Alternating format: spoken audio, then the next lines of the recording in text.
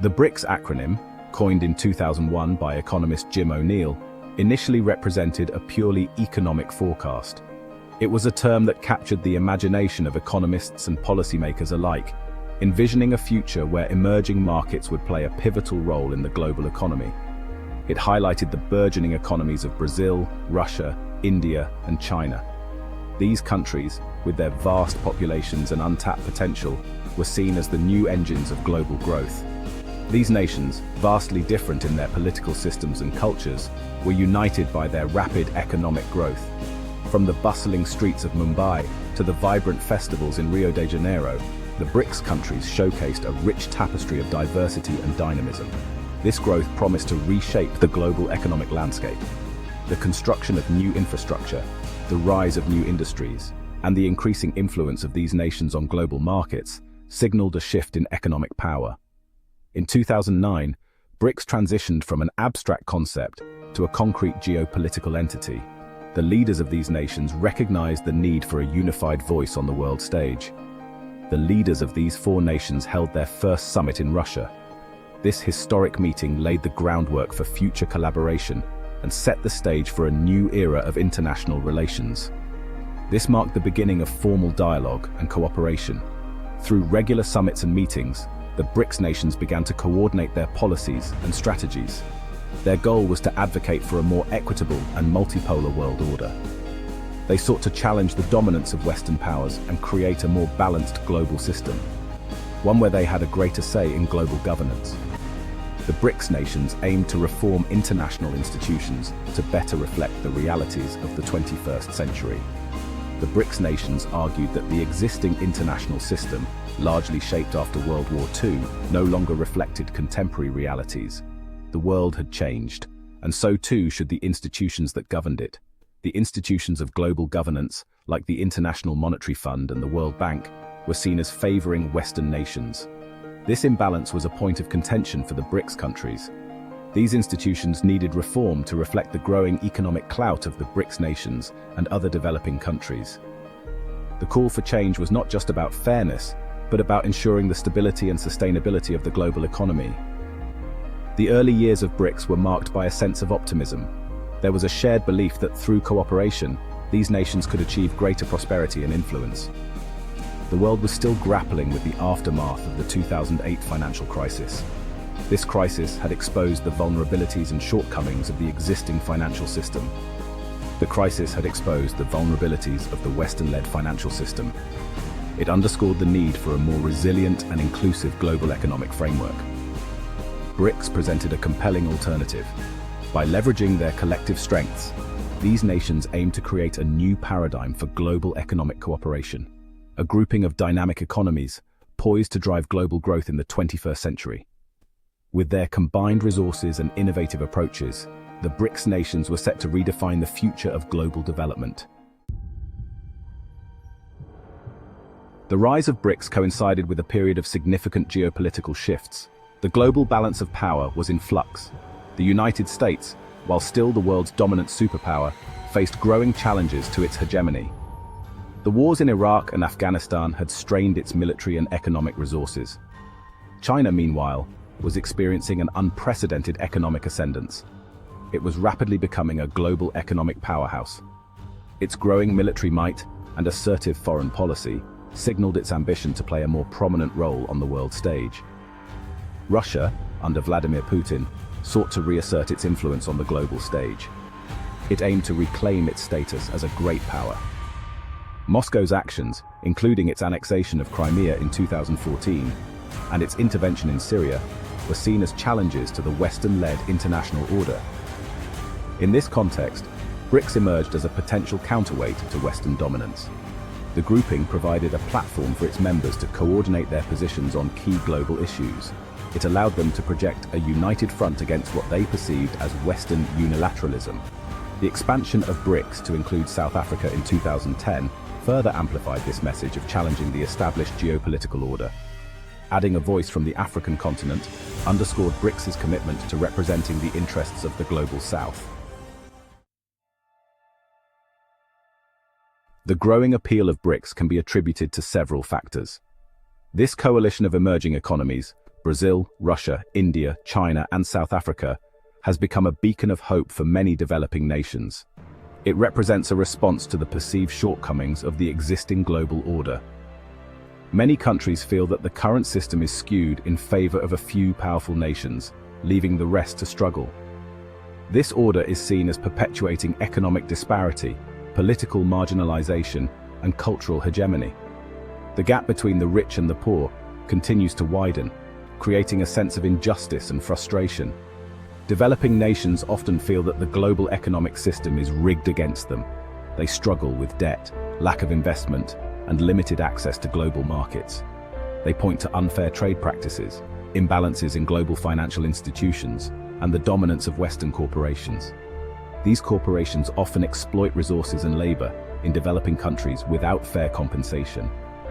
BRICS offers a platform to challenge these perceived injustices and advocate for a more equitable distribution of global wealth.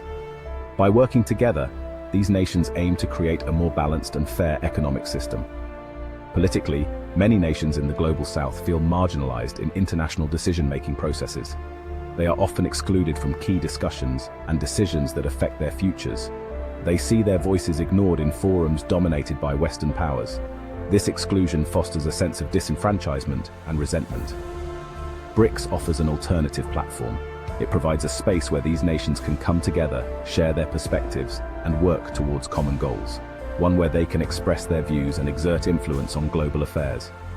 This collaboration strengthens their collective bargaining power and amplifies their voices on the world stage.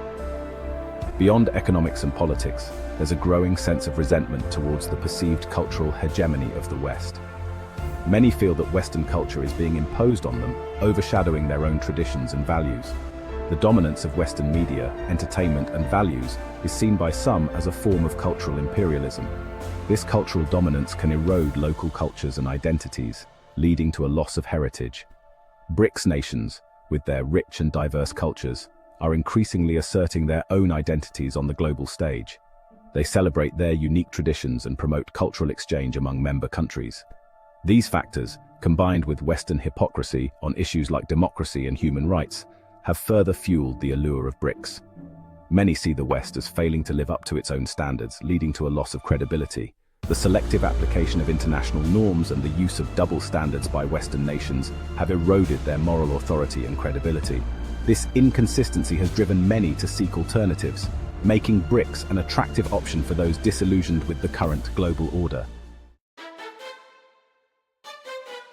Section 4, 2024, a pivotal year for BRICS and the global order. The 2024 BRICS Summit in South Africa is shaping up to be a pivotal moment for the organization and the future of global geopolitics. The potential inclusion of 34 new members has the potential to fundamentally reshape the group's dynamics and amplify its influence on the world stage. This expansion, if it materializes, will mark a significant shift in the global balance of power. It will bring together a diverse group of nations. These nations represent a wide spectrum of political systems, economic models, and cultural values. This expansion will test BRICS' ability to maintain its cohesion and speak with a unified voice. Critics argue that such a large and heterogeneous grouping will be unwieldy and prone to internal divisions. They question whether BRICS can effectively bridge the divides between its members and forge a common agenda. Proponents, however, see the potential for a more inclusive and representative global order, one where the voices of developing nations are heard more prominently. They believe that BRICS' expansion could lead to greater cooperation on issues of common concern, issues such as climate change, poverty, and global health. Section 5. The Expanding Circle, 34 nations seeking a seat at the table. The 34 nations that have expressed interest in joining BRICS represent a diverse cross-section of the global south. These countries, each with their unique cultural, economic, and political landscapes, are looking to BRICS as a platform for greater influence and collaboration on the global stage. They come from Africa, Latin America, Asia, and the Middle East. Each region brings its own set of challenges and opportunities, contributing to the rich tapestry of the BRICS alliance. Their motivations for seeking membership vary, but they are united by a common desire for a more equitable and multipolar world order. This shared vision is what drives these nations to seek a seat at the BRICS table, hoping to influence global policies and economic strategies. For some, like Saudi Arabia and the United Arab Emirates, joining BRICS is seen as a way to hedge their bets and reduce their reliance on the West. These nations are strategically positioning themselves to navigate the complexities of global geopolitics. These oil-rich nations are seeking to diversify their economic and political partnerships in a rapidly changing world. By aligning with BRICS, they aim to secure their economic future and enhance their global standing.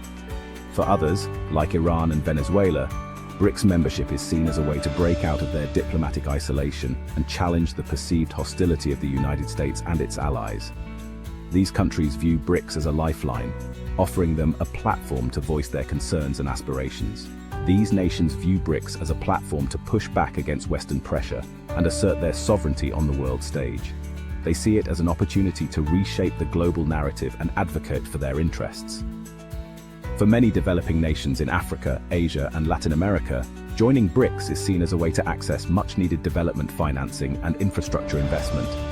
These countries are eager to tap into the resources and expertise that BRICS can offer.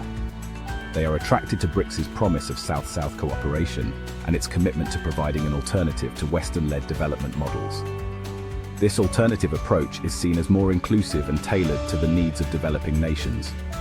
The potential inclusion of these 34 nations will undoubtedly reshape the internal dynamics of BRICS. It will bring new perspectives, challenges, and opportunities, requiring the group to adapt and evolve. It will require the group to find new ways to manage its growing diversity and build consensus among its members. This expansion could lead to a more robust and influential BRICS, capable of addressing global issues with a united front.